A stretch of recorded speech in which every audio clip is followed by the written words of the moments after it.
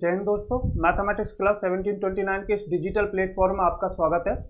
और हमने BSc third year की जो कॉम्प्लेक्स एनालिसिस बुक है वो स्टार्ट कर रखी है। और कॉम्प्लेक्स एनालिसिस बुक में जो एनालिटिक फंक्शन जो चैप्टर है उस चैप्टर में मैंने आपको मोस्टली जो टॉपिक्स थे और उनसे रिलेटेड जो एग्जाम्पल थे, टॉपिक की अकॉर्डिंग जो जो आपको एग्जाम्पल्स बुक्स में दे रखे थे वो सभी एग्जाम्पल मैंने करा दिए थे।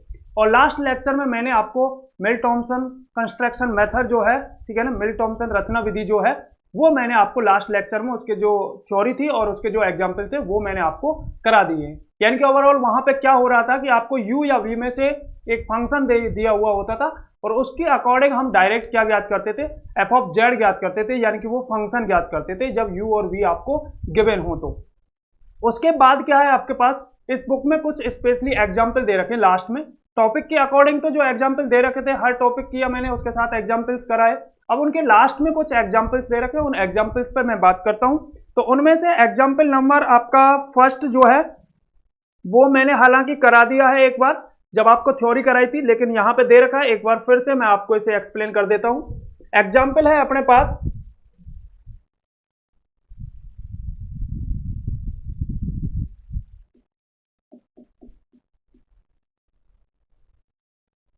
prove that limiting case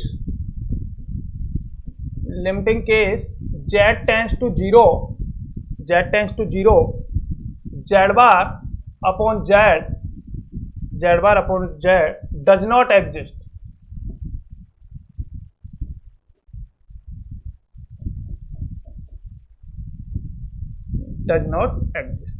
ये आपको एक एग्जाम्पल दे रखा है। हालांकि मैंने ये थ्योरी के टाइम पे ये आपको थ्योरी को समझाने के लिए ये एग्जाम्पल आपको बताया था, लेकिन यहाँ पे मैं एक बार इसे फिर से एक्सप्लेन कर देता हूँ। तो प्रूफ पे अगर बात करें समझिएगा करना क्या है आपको कि आपको एक फंक्शन है, ठीक है ना, जो बुक का नाम है कॉम्प्लेक्स एनालिसिस, उसे ये भी समझ सकते हैं कि कॉम्प्लेक्स फंक्शन के बारे में, या तो इसे कॉम्प्लेक्स एनालिसिस कह लीजिए बुक का नाम, या कॉम्प्लेक्स फंक्शन कह लीजिएगा। यहाँ पे ये एक फंक्शन है, उस पर आपने लिमिट लगा रखी है, limiting case z tends to 0। और आपको क्या करना है कि इसकी लिमिट एग्जिस्ट नहीं करनी चाहिए। जब लिमिट एग्जिस्ट नहीं करेगी तो हम क्या करते थे कि हम इस फंक्शन की ओर z बार अपॉन z की ओर, z टेंड्स टू 0 की ओर, z कहां की ओर टेंड्स कर रहा है, 0 की ओर टेंड्स कर रहा है, उस स्थिति में इसकी क्या ज्ञात करनी है, आपको लिमिट फाइंड आउट करनी है। ठीक है, z टेंड्स टू जब 0 करता है, लिमिट एग्जिस्ट कब करती है कि अगर मैं z टेंड्स टू 0 0 की ओर z के किसी भी पाथ से जाऊं, यानी कि जो कॉम्प्लेक्स जो आपका प्लेन है उस कॉम्प्लेक्स प्लेन में मैं 0 की तरफ जाऊं, z कोई पॉइंट ले लिया आपने, z टेंड्स टू 0, अगर z 0 की ओर टेंड्स करे किसी भी रास्ते से, किसी भी पाथ से, तो हर बार आपकी जो वैल्यू है वो क्या, लिमिट जो है वो क्या आ जानी चाहिए, इक्वल आ जानी चाहिए, बराबर आ जानी चाहिए, यानी कि यूनिक होनी चाहिए। ठीक है ना। तो उस फंक्शन की क्या करते हैं, उस कॉम्प्लेक्स फंक्शन की लिमिट क्या करती है, एग्जिस्ट करती है। यहाँ पे लिमिट क्या नहीं कर रही है, एग्जिस्ट नहीं कर रही है। इसको प्रूव करने के लिए सबसे पहले हम इसकी लिमिट फाइंड आउट कर लेते हैं। तो आपको दे रखा है limiting case z tends to 0 z bar upon z। पहले देख लीजिएगा, चूंकि जो z है, z क्या होता है, x plus iota y. z की फॉर्म क्या होती है, कोई कॉम्प्लेक्स नंबर है उसकी फॉर्म क्या होती है, z बराबर x प्लस आयोटा वाई। और z बार क्या होता है अपने पास, z बार होता है इसका कंजुगेट होगा तो x माइनस आयोटा वाई, ये सारी चीजें यहां पे पुट करता हूं मैं। तो limiting case z tends to 0। अब z को मैं x और y में रिप्रेजेंट कर रहा हूं, तो यहां पे भी z टेंड्स टू 0 का मतलब है z टेंड्स टू 0 कर रहा है, इसका मतलब x भी टेंड्स टू 0 कर रहा है और y भी टेंड्स क्या कर रहा है, 0। तो इसका मतलब मैं z टेंड्स टू 0 को लिख सकता हूं x टेंड्स टू 0 और y टेंड्स टू 0, यानी कि x भी 0 की ओर टेंड्स कर रहा है और y भी 0 की ओर टेंड्स कर रहा है। क्योंकि मैं यहां से z को रिप्लेस करके क्या रख रहा हूं, x और y में रख रहा हूं। तो यहां पे भी z को रिप्लेस कर दिया मैंने, z टेंड्स टू 0 है, इसका मतलब x भी 0 की ओर टेंड्स कर रहा है और y भी 0 की ओर टेंड्स कर रहा है। तो z बार का मतलब क्या लिखूं मैं यहाँ पे, x minus iota y upon z की जगह क्या लिखा जाए, x प्लस आयोटा y। अब इसको देखिएगा, इसमें आपको अब अलग अलग पाथ चुनने हैं। और मैंने आपको बताया था कि लिमिट जब आप इससे इस चैप्टर में जब आप लिमिट फाइंड आउट करते हो तो सबसे अच्छा तरीका, आपके पास दो तीन पाथ हैं, एक तो x टेंड्स टू 0 की ओर, ठीक है ना, सॉरी, एक तो अलोंग x एक्सिस और एक अलोंग y एक्सिस, और एक क्या है y बराबर m, जो y बराबर mx का जो पाथ है, उन तीन पाथ को हम विशेषकर काउंट करके चलते हैं, उन्हीं से हम वैल्यू फाइंड आउट करते हैं। तो यहाँ पे मैं उन तीनों पाथों में से केस फर्स्ट ले लेता हूं। तो केस फर्स्ट में मैं अपन क्या कर लेते हैं, केस फर्स्ट में अपन ने ले लिया z tends to 0 along x axis. अगर z जो है 0 की ओर टेंड कर रहा है, z कहां की ओर कर रहा है, 0 की ओर टेंड कर रहा है, किस पाथ से, अलोंग x एक्सिस, यानी कि x एक्सिस के अनुदिश कहां जा रहे हो, x एक्सिस के अनुदिश 0 की ओर जा रहे हैं, z जो है tends to 0 along x axis, यानी कि x एक्सिस के अनुदिश z 0 की ओर टेंड कर रहा है। तब उस स्थिति में अगर x एक्सिस के अनुदिश करता है तो x एक्सिस पे, देन x एक्सिस पर y बराबर क्या हो जाता है, 0 हो जाता है। हम काउंट कर रहे हैं z टेंड्स टू 0, z 0 की ओर टेंड कर रहा है, कहां, किस पाथ से, along x axis, x axis के अनुदिश z किसकी ओर टेंड कर रहा है, 0 की ओर कर। अगर x एक्सिस के अनुदिश कर रहा है अलोंग x एक्सिस है, तो उस स्थिति में y क्या हो जाएगा, अपने पास 0 हो जाएगा। y अगर 0 हो जाएगा तो मैं यहां पे अगर इस बात को करें तो limiting case x tends to 0 y tends to 0। एक टाइम के लिए मैं y को अभी लिख रहा हूं क्योंकि ऑलरेडी y क्या हो चुका है, 0 हो चुका है।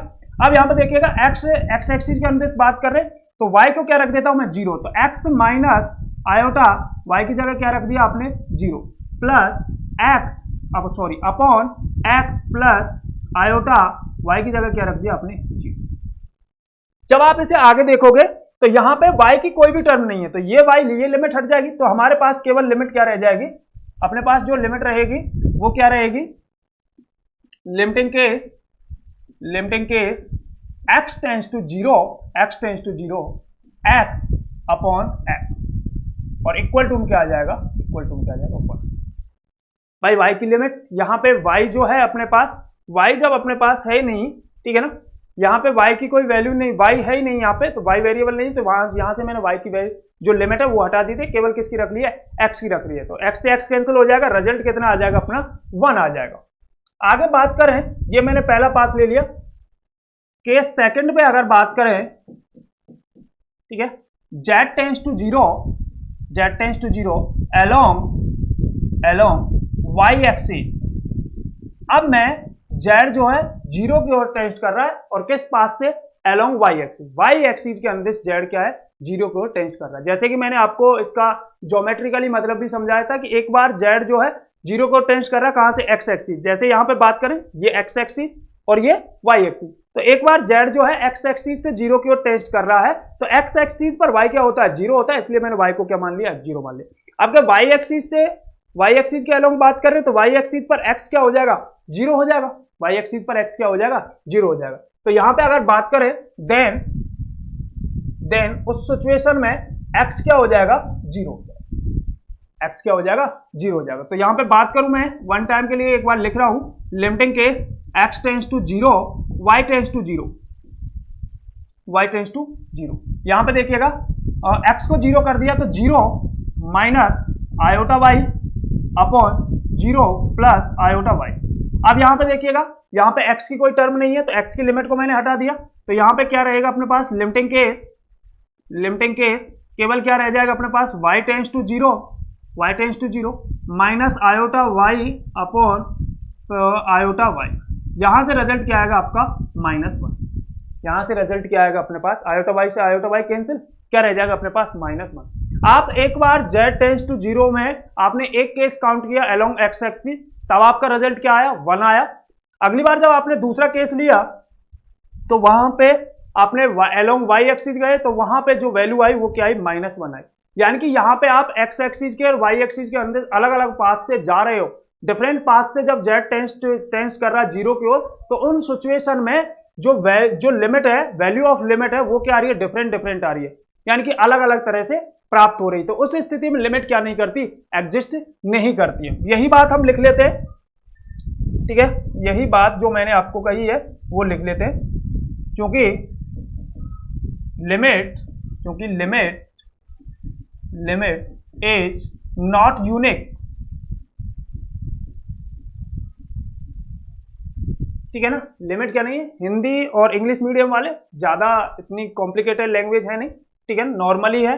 लिमिट क्या है, मैं आपको दोनों ही बोथ मीडियम में क्या है एक्सप्लेन कर रहा हूं, तो आपको इस तरह से कोई कंफ्यूजन नहीं होना है। Limit is not unique, limit क्या नहीं है, यूनिक नहीं है।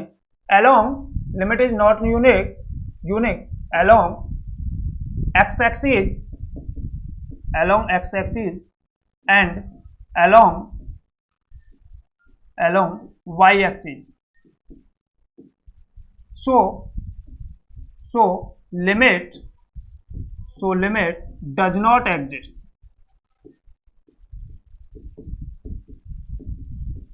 उस स्थिति में क्या होगा, लिमिट क्या नहीं करेगी, एग्जिस्ट नहीं करेगी। जैसा कि मैंने और एग्जांपल्स में भी आपको इस बात को बताया कि सपोज कीजिए कि आप अलोंग केस फर्स्ट में और केस सेकंड में, यानी कि अलोंग एक्स एक्सिस गए और अलोंग वाई एक्सिस गए, दोनों स्थितियों में अगर आपकी लिमिट सेम आ जाती तो फिर हम एक और तीसरा पाथ लेते, y बराबर एम एक्स, अलोंग y बराबर एम एक्स पाथ पे हम काउंट करते और वहां पे फिर उसकी लिमिट देखते। जनरली हमारे तीन जो पाथ है इनसे हम जब काउंट करते हैं तो वहां से आपको क्लियरिटी आ जाती है कि इसकी लिमिट एग्जिस्ट करेगी या नहीं करेगी। तो फिलहाल इस क्वेश्चन की लिमिट, इस क्वेश्चन पे अगर बात करें तो इसकी लिमिट क्या नहीं कर रही है, एग्जिस्ट नहीं कर रही है, इसकी लिमिट क्या नहीं कर रही है, एग्जिस्ट नहीं कर रही है। नेक्स्ट एग्जाम्पल पे अगर बात करूं, ठीक है, ये एग्जाम्पल काफी बार आया हुआ है। नेक्स्ट एग्जाम्पल है जो बहुत ही कम आया हुआ है, केवल बीकानेर यूनिवर्सिटी में 2-3 बार आया। अच्छा, ये चीज भी आप समझ लीजिए कि मैं यहाँ पे मोस्टली एग्जाम्पल और क्वेश्चंस आपको करा रहा हूँ, लेकिन फिर भी जो क्वेश्चन कभी किसी यूनिवर्सिटी में नहीं आया या उसका थोड़ा सा लिंक नहीं है किसी एग्जाम्पल से, ठीक है ना, तो उनको आप सेल्फ करिएगा। और अगर फिर भी कोई प्रॉब्लम्स होती है तो आप कॉन्टैक्ट कर सकते हो या मैसेज सेंड कर सकते हो या व्हाट्सएप पे भी आप मेरे को प्रॉब्लम्स अपनी शेयर कर सकते हो। तो मैं एग्जाम्पल, नेक्स्ट एग्जाम्पल पे अगर बात करूं तो नेक्स्ट एग्जाम्पल है,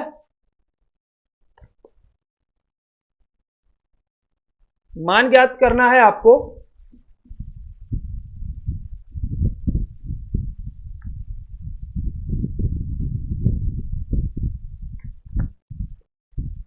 क्या दे रखा अपने पास, limiting case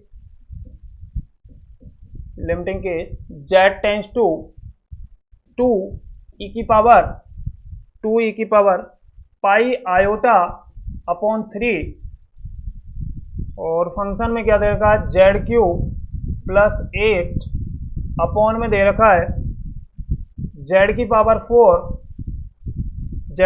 4 plus 4 Z square plus 60 plus में 60, ये आपको दे रखा है। इसकी आपको क्या है, लिमिट आपको ज्ञात करना, मान ज्ञात करना है, इसकी लिमिट की वैल्यू फाइंड आउट करनी, ठीक है।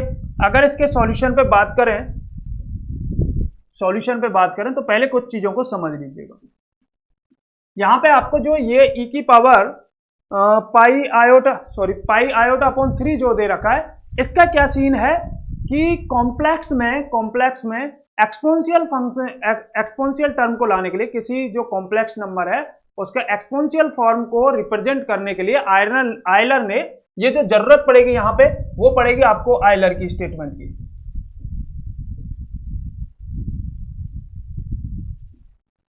एक्सपोनेंशियल फॉर्म में रिप्रेजेंट करने के लिए किसी कॉम्प्लेक्स नंबर को आयलर ने अपना एक स्टेटमेंट दिया जिसे आयलर थ्योरम के नाम से जाना जाता है। क्या स्टेटमेंट था, e की पावर आयोटा थीटा जो है उसे लिख सकते हो सर आप cos theta plus iota sine theta. और दूसरी बात, एंड e की पावर माइनस आयोटा थीटा को आप लिख सकते हो cos theta minus iota sine theta. इन दोनों चीजों को आपको ध्यान रखना है इस क्वेश्चन को करने के लिए, यानी कि किसी कॉम्प्लेक्स नंबर को एक्सपोनेंशियल फॉर्म में रिप्रेजेंट करने के लिए जो जरूरत पड़ी हमें, वो आयलर ने अपना एक स्टेटमेंट दिया जिसे आयलर थ्योरम के नाम से जाना जाता है। उसका मतलब था कि एक अपन इसे एज ए फॉर्मूला समझ सकते हैं, e की पावर आयोटा थीटा जो होता है वो होता है cos theta plus iota sine theta, और e की पावर माइनस आयोटा थीटा जो होता है वो होता है cos theta minus iota sine theta. क्योंकि यहाँ पे एक ऐसी सिचुएशन दिख रही है तो आप समझ लीजिए कि इस तरह का स्टेटमेंट आपको यूज में लेना पड़ सकता है, और आपको हम यूज में भी इसे करेंगे। अब देखिएगा, दूसरी चीज देखिएगा इस क्वेश्चन के सॉल्यूशन के लिए खास बात कि जो डिनोमिनेटर है उसमें कुछ खास बात है। ये आपको ऐसे देख सकते हो, जेड स्क्वायर का होल स्क्वायर के रूप में देख सकते हो, 4z² प्लस 16, ऐसा एक फॉर्मूला के रूप में इसे देख सकते हो। यहाँ पे जो इसको मैनेज करने के लिए जो आपको जरूरत पड़ेगी, वैसे आप जर्नली इसको पुट करोगे और कैलकुलेट करोगे तो थोड़ी कॉम्प्लिकेशन, जो कैलकुलेशन है वो कॉम्प्लिकेटेड हो जाएगी। अदरवाइज ऐसा नहीं है कि जो मैं यहाँ पे फॉर्मूला यूज कर रहा हूँ उस फॉर्मूले के अकॉर्डिंग ही इस क्वेश्चन को सॉल्व किया जा सकता है, ऐसा कुछ नहीं है। आप यहाँ पे डायरेक्ट अगर ये लिमिट पुट करोगे और यहाँ पे ये कॉन्सेप्ट अगर आप लगाओगे तो थोड़ी कैलकुलेशन कॉम्प्लिकेटेड हो जाएगी। बाकी ऐसा नहीं है, इससे सॉल्व नहीं होगा ये डायरेक्ट आप स्टेटमेंट यूज करोगे तो, ठीक है ना। फिर भी मैं इसको थोड़ा सा आसान बनाने के लिए मैं यहाँ पे, जैसा कि आपकी बुक में भी दे रखा है, मैं यहाँ पे ऐसे लिख लेता हूँ कि जेड क्यूब का होल स्क्वायर माइनस, ऐसे एक बार इस तरह से लिख लेता हूँ, फिर दोबारा से रिप्रेजेंट कर दूंगा, ठीक है। इसे ऐसे देखिएगा कि z की पावर 6 माइनस 64, यानी कि इसे इस तरह से देख सकते हो आप, ठीक है ना, इसे इस प्रकार से देख सकते हो। चूंकि यहाँ पे जो यूज करने वाले हो जो फॉर्मूला उसके बारे में बात करूँ, इसे ऐसे देख सकते हो आप, यानी कि इसे इस तरह से z² का होल क्यूब माइनस यहाँ पे आप 4 का होल क्यूब के रूप में काउंट कर सकते हो। और इसका फॉर्मूला क्या होता है, इक्वल टू में ये क्या होता है, A cube minus B cube का फॉर्मूला लगा दिया। मैंने यहाँ पे क्या लगा दिया है, A cube minus B cube का फॉर्मूला। क्या होता है A cube minus B cube, क्योंकि A cube minus B cube बराबर होता है आपका A minus B A square plus A B plus of B square. ये अपना किसका है, A cube minus B cube का फॉर्मूला है। ये ऐसा क्यों किया है उसके बारे में भी अभी बात करेंगे कि ये फॉर्मूला क्यों यूज कर रहे हैं। मैंने जैसा कि आपको बता दिया कि कैलकुलेशन को थोड़ा इजी करने के लिए मैं यहाँ पे यूज कर रहा हूँ, अदरवाइज आप डायरेक्टली भी इसमें यूज कर सकते हो ये कॉन्सेप्ट। तो यहाँ पे इसके फॉर्मूले के अकॉर्डिंग अगर बात करें तो क्या आएगा, यहाँ पे z² a minus B, z² minus 4, और यहाँ पे क्या आएगा a स्क्वायर, यहाँ पे देखिएगा a स्क्वायर एंड z² का स्क्वायर कितना हो गया, z की पावर 4 प्लस ए बी, ए ये रहा बी ये रहा, 4z² और प्लस में बी स्क्वायर बोले तो 4 का स्क्वायर कितना हो गया भैया, 4 का स्क्वायर हो गया 16। अब आपको समझ में आ गया होगा कि ये मैंने क्यों यूज किया है। उम्मीद है ये बात अब आपके समझ में आ रही होगी कि ये फॉर्मूला क्यों लेके आए हैं, ठीक है। ये फॉर्मूला, ये टर्म देखिएगा, यहाँ पे ये टर्म आपको दिखाई दे रही है। तो मैं क्या कर रहा हूं, यहाँ पे z² माइनस 4 का नॉमिनेटर और डिनोमिनेटर में दोनों में क्या करा रहा हूं, मल्टीप्लाई करा रहा हूं। क्या कर रहे हैं हम यहाँ पे, z² माइनस 4 का अंश व हर में, नॉमिनेटर तथा डिनोमिनेटर अंश तथा हर में z² माइनस 4 का गुणा कराने पर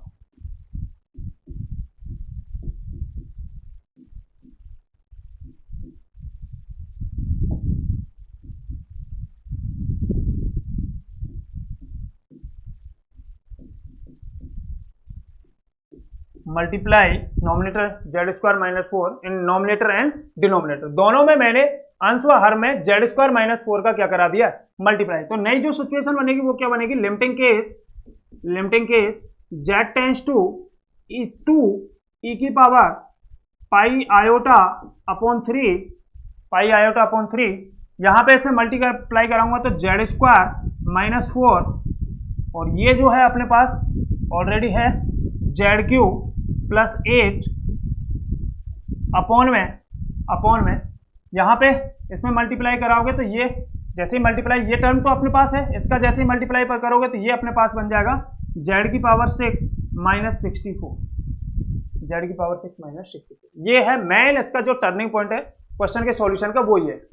आपको अगर यहाँ तक कहानी समझ में आती है तो फिर आराम से इस क्वेश्चन को डील किया जा सकता है, आराम से इसे आगे सॉल्व किया जा सकता है। यहाँ पे मैंने ये एक कॉन्सेप्ट जो फॉर्मूला है वो यूज किया है इसकी कैलकुलेशन को इजी करने के लिए। हालांकि इसमें भी आपकी थोड़ी कैलकुलेशन कॉम्प्लिकेटेड होती चली जाएगी धीरे धीरे, लेकिन ऐसा नहीं है। इसमें जो ऑलरेडी पहले से डायरेक्ट जो पुट करके आप करते तो वहां पे थोड़ी सी कैलकुलेशन और ज्यादा कॉम्प्लिकेटेड हो जाती। तो मैं आगे बात करूं तो अपने पास है लिमिटिंग केस, एक बार दोबारा से नोट कर लेता हूं मैं। Limiting case z tends to 2 e की power pi iota upon 3, pi iota upon 3 देखिएगा, पाई आयोटा अपॉन 3 यहाँ पे देखिएगा। मैं इसको ओपन कर रहा हूँ, इसको इस तरह से ओपन कर रहे हैं, जेड क्यू यहाँ पे इसको कैंसिल करने के लिए मैं इसे ओपन कर रहा हूँ A square minus B square, sorry A square minus B square वाली टर्म से। देखिएगा इस तरह से ऊपर एजिट रहने दो, जेड स्क्वायर माइनस 4 और जेड क्यू प्लस 8, इसको कैंसिल करने के लिए, इस टर्म को कैंसिल करने के लिए मैं इसे खोल रहा हूं, किसको, जेड की पावर, इसको ऐसे लिखा जा सकता है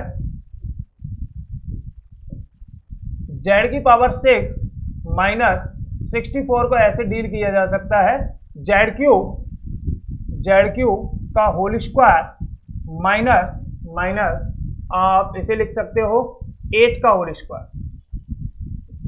और यहां पे फिर फॉर्मूला लग जाएगा कौन सा, क्योंकि ए स्क्वायर माइनस बी स्क्वायर बराबर होता है भैया ए प्लस बी और ए माइनस बी।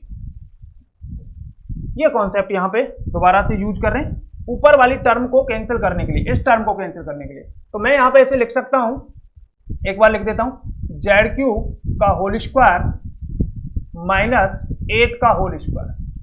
आगे इसमें फॉर्मूला यूज कर लेता हूं, तो limiting case z tends to 2 e की power pi iota upon 3, pi iota upon 3। यहां पे ऊपर एजिट रहने दो, जेड स्क्वायर माइनस 4 और जेड क्यू प्लस 8।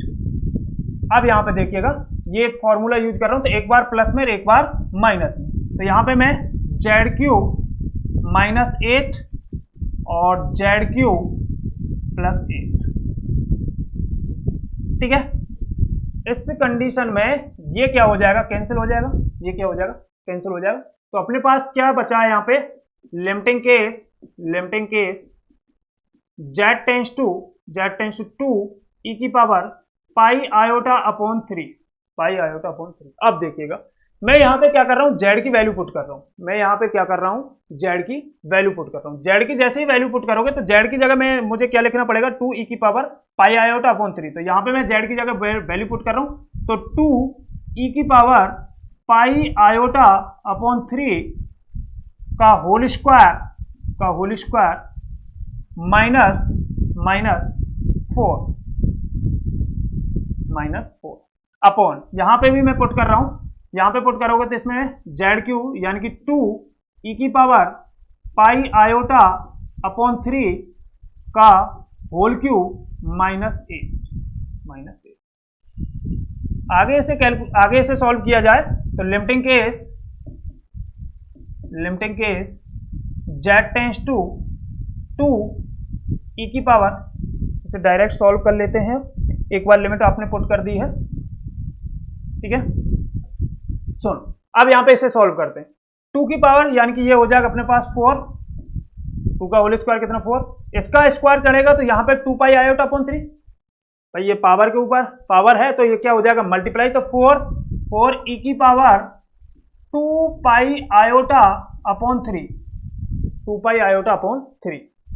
माइनस में क्या है अपने पास, माइनस में 4 है, अपॉन में देखिएगा यहाँ पे 2 की पावर 3 यानी कि 8 हो जाएगा, 2 की पावर 3 यानी कि क्या हो जाएगा 8, पावर के ऊपर पावर तो मल्टीप्लाई हो जाएगा, 3 से 3 क्या हो जाएगा कैंसिल, जब इसके ऊपर पावर है तो ये मल्टीप्लाई में आएगी, 3 से 3 कैंसिल, तो ई की पावर में क्या रहेगा, ई की पावर में पाई आयोटा, ई की पावर में क्या है पाई आयोटा, माइनस में क्या 8, माइनस में क्या, एक बार और एक्सप्लेन कर लेते हैं, 4 कॉमन लिया, यहां से 8 कॉमन लिया, तो ऊपर आपके पास क्या है 4 ई की पावर 2 पाई आयोटा अपॉन 3 माइनस 1 अपॉन में 8 ई की पावर पाई आयोटा माइनस 1, ये कितने टाइम कैंसिल हो जाएगा इससे, ये इससे 2 टाइम कैंसिल हो जाएगा, ये इससे कितने टाइम 2 टाइम क्या हो जाएगा कैंसिल।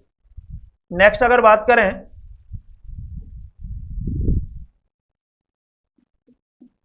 तो आगे देखिएगा यहां पे, अब यहां पे मैं क्या लगा रहा हूं, फॉर्मूला लगा रहा हूं, ई की पावर आयोटा थीटा वाला कॉन्सेप्ट लगा रहा हूं, ई की पावर आयोटा थीटा जो आपको स्टार्टिंग में बताया था, cos theta plus iota sine theta, यहां पे लगा रहा हूं cos theta plus iota sine theta.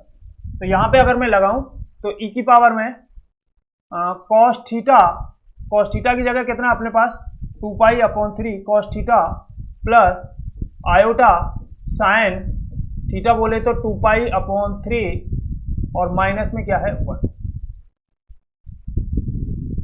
Upon में नीचे अपने पास 2 कॉमन है, ये यहां पे लगाइए।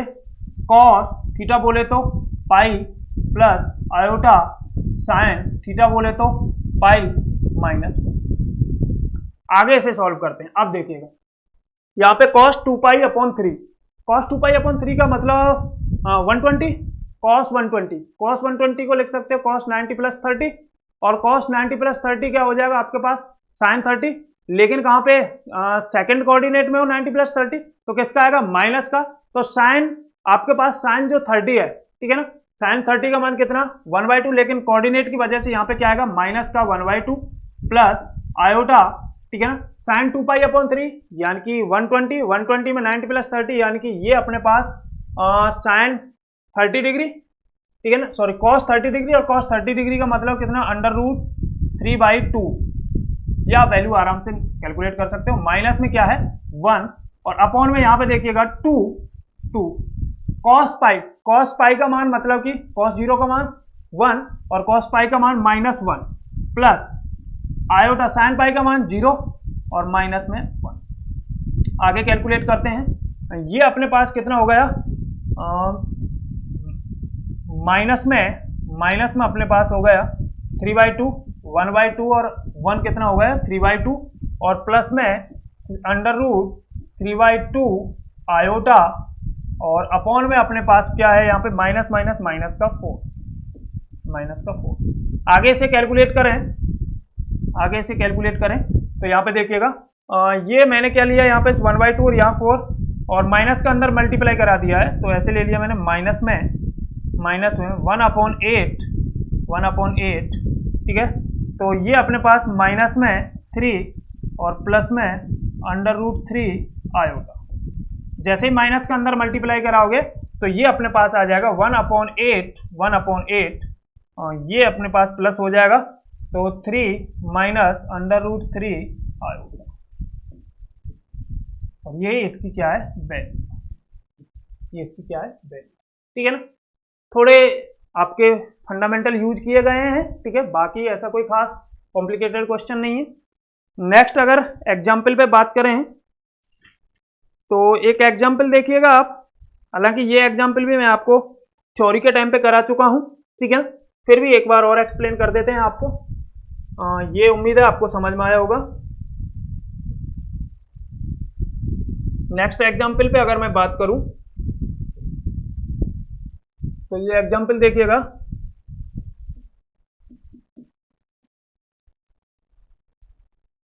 Prove that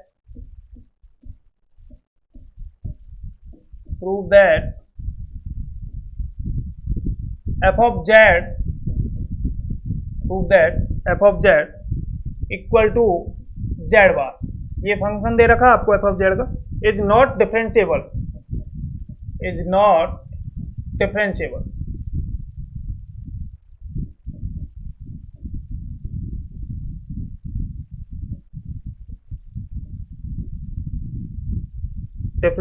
at any point।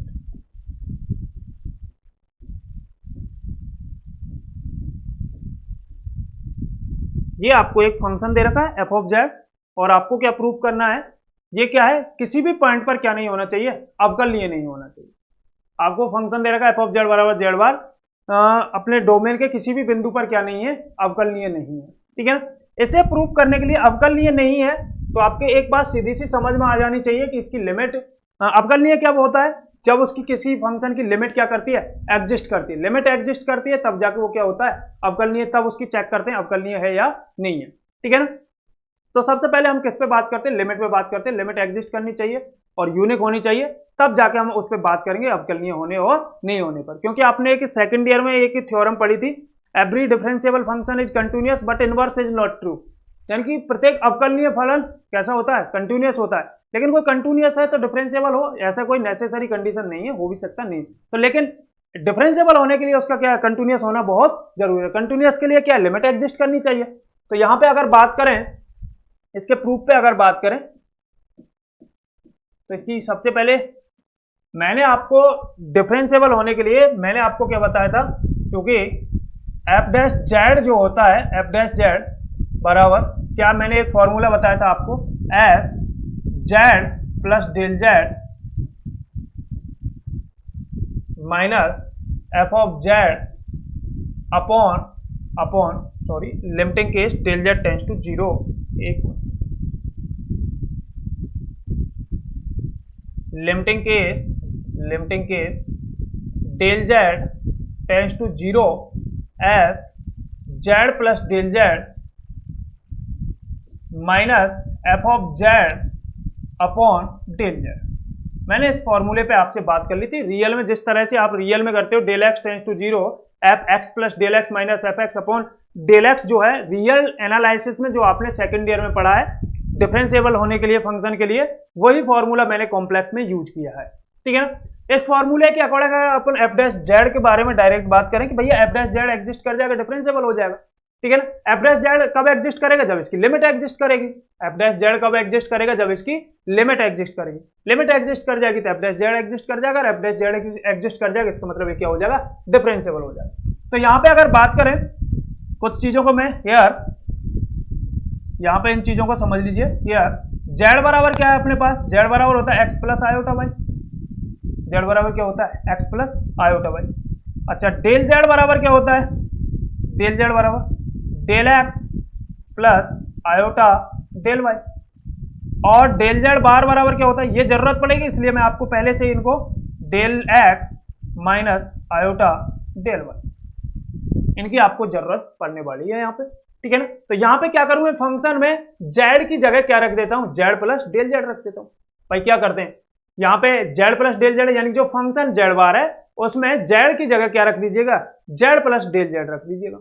यहाँ पे एफ ऑफ जेड है यानी कि फंक्शन रख दीजिए, यहाँ पे डेल जेड। तो यहाँ पे मैं अगर इसके सॉल्यूशन पे बात करें तो एफ डैश जेड बराबर लिमिटिंग केस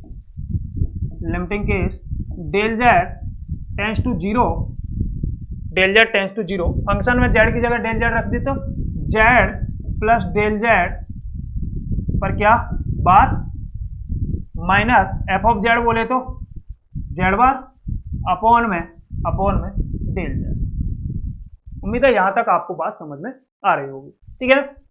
क्या करते हैं, इसका कंजुगेटेड याद कर लेते हैं। इसका कंजुगेटेड क्या होगा, जेड माइनस डेल जेड। इसके कंजुगेटेड पे बात कर लेते हैं, ठीक है।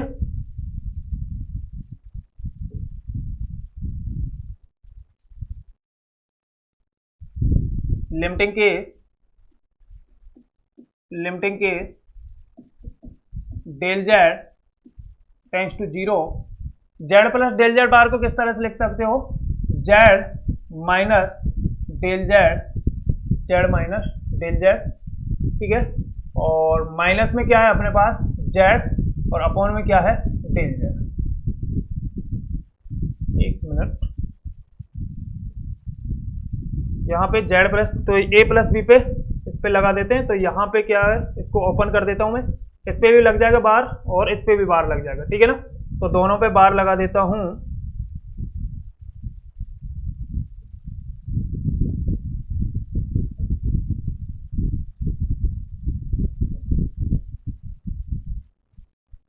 Z bar plus del Z bar plus del Z bar minus Z bar upon del Z, यहाँ तक, ठीक है ना।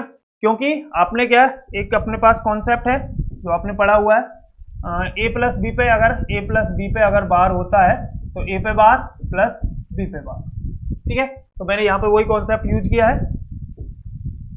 आगे अगर बात करें तो एफ डैश जेड बराबर limiting case del Z tends to 0, और यहाँ पे देख लीजिएगा ये कैंसिल हो जाएगा। तो यहाँ से अपने पास del Z bar upon del Z bar upon del Z, ठीक है ना। ये अपने पास आ गया। अब यहाँ पे आपको क्या कराना है, लिमिट को एग्जिस्ट कराना है। यहाँ पे क्या कराना है अपने को, लिमिट एग्जिस्ट करानी, ठीक है ना।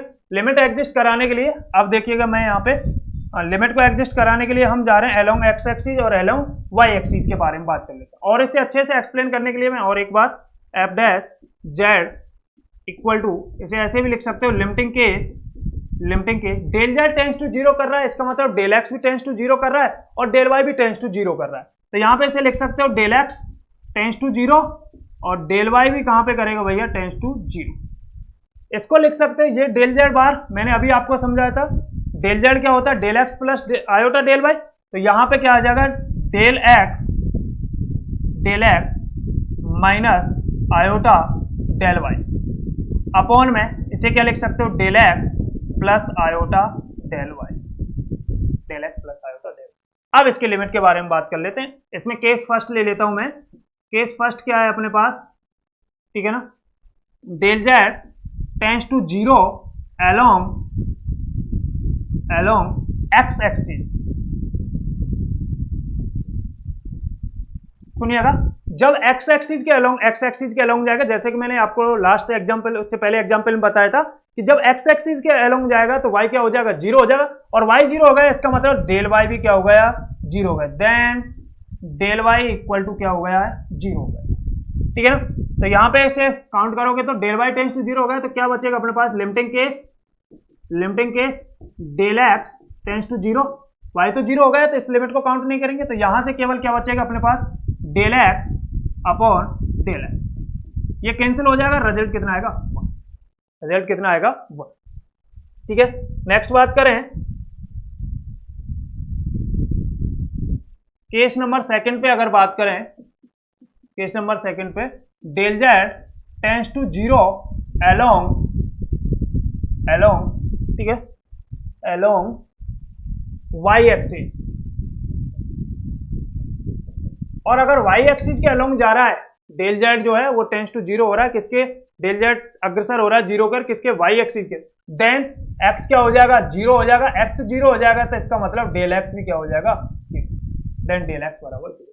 अब डेल एक्स जब जीरो हो गया तो लिमिटिंग केस एक्स तो हट जाएगा, तो यहां पे केवल क्या बचेगा, del Y tends to zero, X zero हो गया तो इसका मतलब अपने पास डेल एक्स जीरो हो गया, तो माइनस में एक बार देख लेते हैं, यहाँ पे x जीरो हो गया तो माइनस में आयोटा डेल वाई और प्लस में आयोटा डेल वाई, तो यहाँ पे माइनस में आयोटा डेल वाई बचेगा और यहाँ पे आयोटा प्लस में आयोटा डेल वाई, यानी कि रिजल्ट आपका यहाँ से क्या आएगा, माइनस वन आएगा। आपने देखा कि अलोंग एक्स एक्सिस जाने पर और अलोंग वाई एक्सिस जाने पर जो वैल्यू ऑफ लिमिट है वो क्या आ रही है, अलग अलग आ रही है, ठीक है ना, वैल्यू ऑफ लिमिट क्या आ रही है, अलग आ रहा है। तो क्या लिखोगे यहाँ पे, चूंकि limit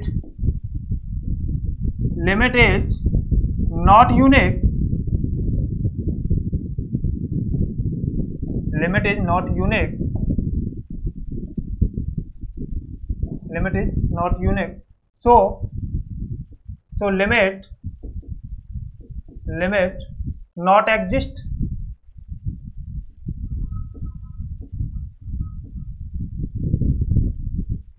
so function, so f of z is not